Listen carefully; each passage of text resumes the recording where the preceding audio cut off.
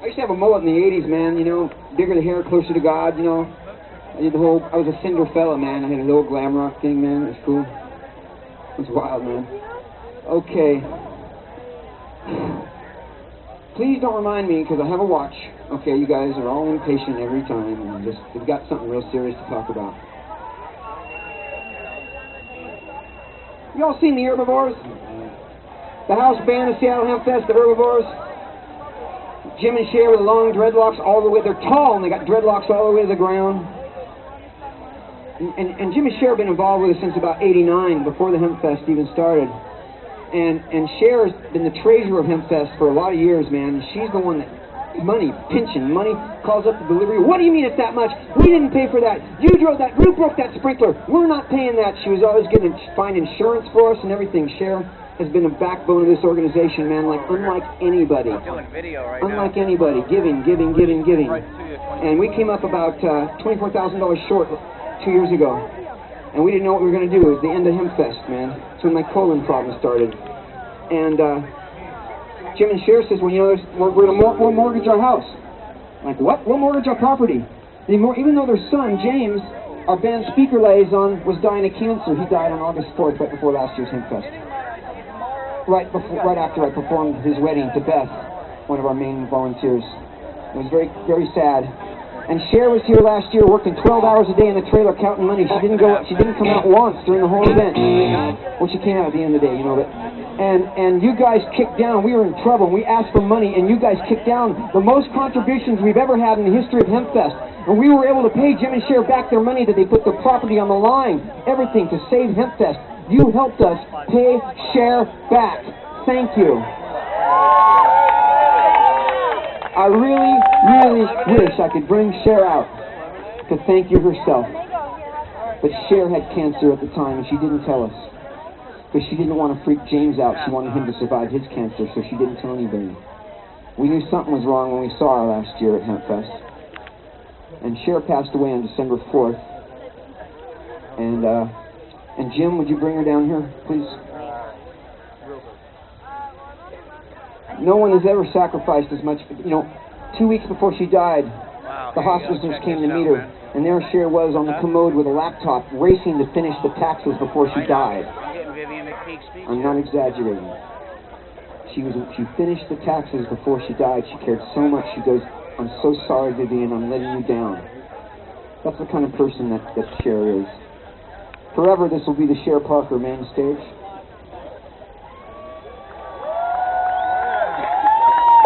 Jim and I were with Cher. We were with her when she died. Our lovely Bakey, our lovely Wakey Bakey took care of Cher, brought her into her home and tended her, and I came in every day and I'd rub Cher's feet. And Jim came with her in the final hours. We were right there with her, and Cher had little prayer flags on her hospital bed in the hospice thing, and she had these were her bells. And when things were really bad, she would reach up and she would go.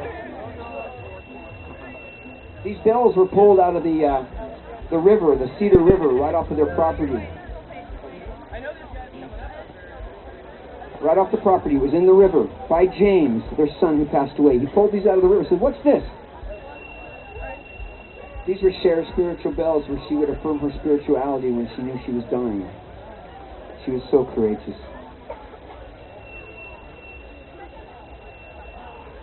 Some of her ashes went into that river. Some of them are here. When Cher died, Jim cut off one of his longest dreadlocks. And he cut off one of Cher's longest dreadlocks. And he tied his to hers. And as her minister, he gave me hers.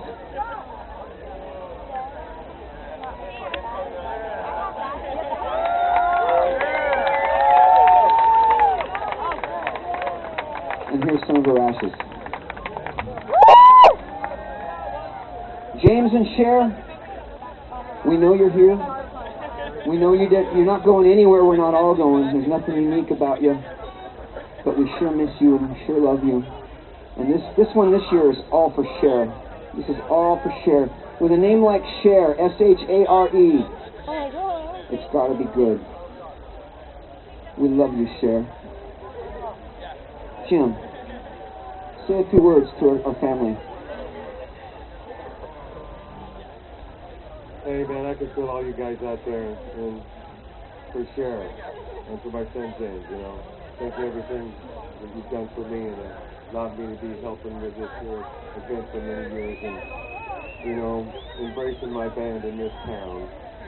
And all I can say is I'm still breathing, folks, and I would like to see an end to the drug war, you know.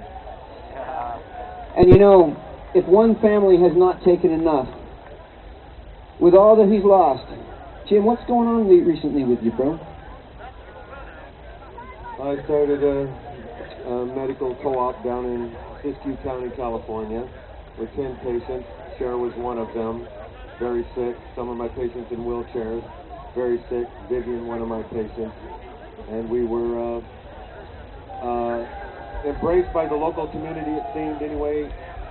What happened was they came down to the place and said that everything was fine, we were good people, that we wouldn't have any problems, and to make a long story short, they came down and they busted me, and I'll be in court on Wednesday in Siskiyou County, California for felony cultivation, felony intent to sell. They mean to put me in prison for a long time, and they're an immoral lot. That's all I can really say, you know. They got some things to learn, and God bless all you people. Thank you for coming. Free Jim Matheson! Free Jim Matheson! Free Jim Matheson! Let's hear it! Free Jim Matheson! Free, come on, let's hear it! Free Jim Matheson! Louder! Free Jim Matheson! Louder! Free Jim Matheson! Free Jim Matheson! Free Jim Matheson! Give me an H! H! Give me an E! E! Give me an M! F! Give me a P! C! Well, you know, we got something special for 420 today. You know, we had problems with the Seattle Art Museum in the beginning. Seattle Art Museum, you know, seemed to think that Seattle Hempfest did not fit in their new vision of the park. And, you know, we worked it out. We had some contentious times. We had lawyers and, you know, and all that stuff. We paid $16,000. But the Seattle Art Museum has come around, man. They've been really cool. They've been working with us, cooperating with us.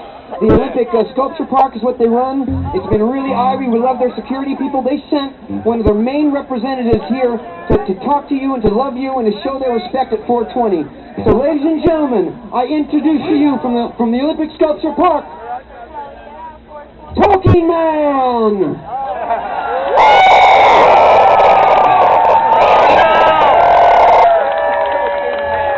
Happy 420!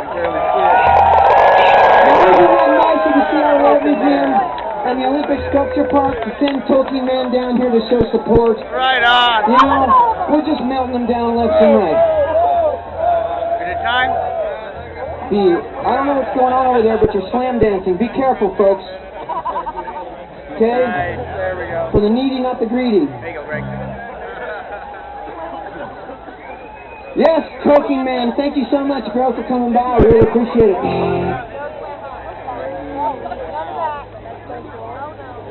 Our 420 artist today is somebody very special. Hey, Jim? Is Jim still here? Oh, there goes my alarm, my watch. It's 420.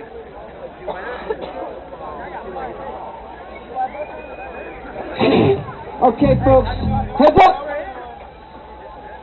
Heads up! Our next artist. You guys ever heard the song by John Lennon, Imagine? Yeah. Or maybe Instant Karma and Give Peace a Chance? Remember those songs, man? How about George Harrison's My Sweet Lord? You remember that song? You guys ever heard of the band Yes? Yeah. What's the answer to that? Rick Wakeman. Well, you know, we said a little while ago, imagine if we could get the drummer on all those songs to bring his all-star band up here to Hempfest. And you know, sometimes dreams come true. Ladies and gentlemen, Alan White. And White